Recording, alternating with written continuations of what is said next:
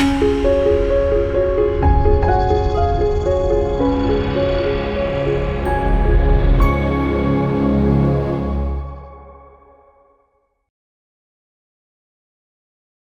మాత్రం. నేను మీ journalist Navata. Welcome to R voice.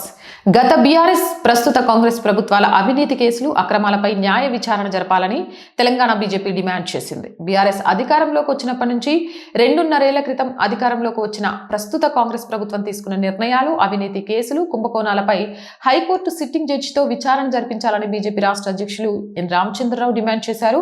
వివిధ అవినీతి కేసుల్లో బీఆర్ఎస్ కాంగ్రెస్ పార్టీలు పరస్పరం లబ్ధి పొందుతున్నాయని ఆయన ఆరోపించారు.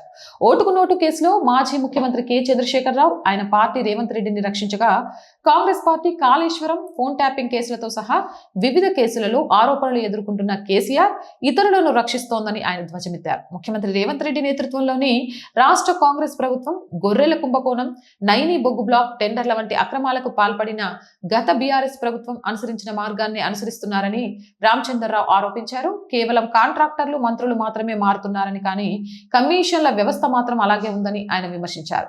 ప్రభుత్వం కేవలం ప్రచారం కోసం నోటీసులు జారీ చేయడానికి పరిమితమైందని, బీఆర్ఎస్ కాంగ్రెస్ పార్టీలు రెండు రాష్ట్ర ప్రజలను మోసం చేస్తున్నాయని ఆయన ఆరోపించారు.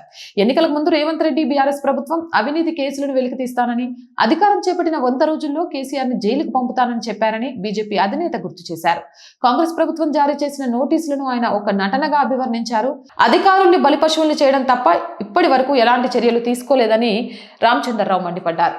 రాష్ట్ర కాంగ్రెస్ ప్రభుత్వం సిట్ విచారణ ఏర్పాటు చేయడంపై వ్యంగ్యంగా స్పందిస్తూ 2.5 ఏళ్ల అధికారంలో ఉన్నటువంటి కేసీఆర్ కుటుంబ సభ్యుల్లో ఒకరిని కూడా లేదా ఏ కీలక నాయకుడిని కూడా జైలుకు పంపలేదని రామచంద్రరావు విస్మయం వ్యక్తం చేశారు. సిట్ అనేది కేవలం ఒక సిట్టింగ్ మాత్రమేనని ఆయన ఎద్దేవా చేశారు.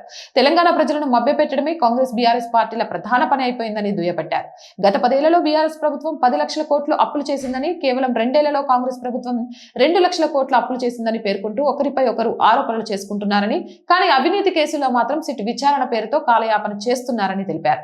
మరి రామచంద్రరావు గారి వ్యాఖ్యలతో మీరు ఏకీభవిస్తారా లేదా అనేది కామెంట్ సెక్షన్ లో పెట్టండి. మీరేమంటారు? మీ అభిప్రాయం ఏంటి అనేది కామెంట్ సెక్షన్ లో తెలియజేయండి. అండ్ మోర్ వీడియోస్ కోసం R voice group of channels, R voice, R political, R Sanskriti channels ని వెంటనే సబ్స్క్రైబ్ చేయండి. అలాగే మీరు చేసే ప్రతి చిన్న సహాయం ఈ ఆర్ వాయిస్ ఛానల్ మరింత ముందుకు వెళ్ళడానికి ఉపయోగపడుతుంది. కాబట్టి ఆర్థికంగా మాకు చేయూతనందించండి. ఆర్థికంగా సపోర్ట్ చేయాలి అంటే సబ్స్క్రిప్షన్ పక్కనే జాయిన్ అనే బటన్ ఉంది. 1 to 5 లెవెల్స్ ఉన్నాయి. ఏదో ఒక లెవెల్లో సపోర్ట్ చేయండి. లేదా స్క్రీన్ మీద గూగుల్ పే, ఫోన్ పేతో పాటు అకౌంట్ డీటెయిల్స్ ఉన్నాయి. మీకు తోచిన సహాయాన్ని అందించండి. వ్యాపార ప్రకటనల కోసం 8328500576 నెంబర్ని సంప్రదించండి. జై హింద్, జై భారత్.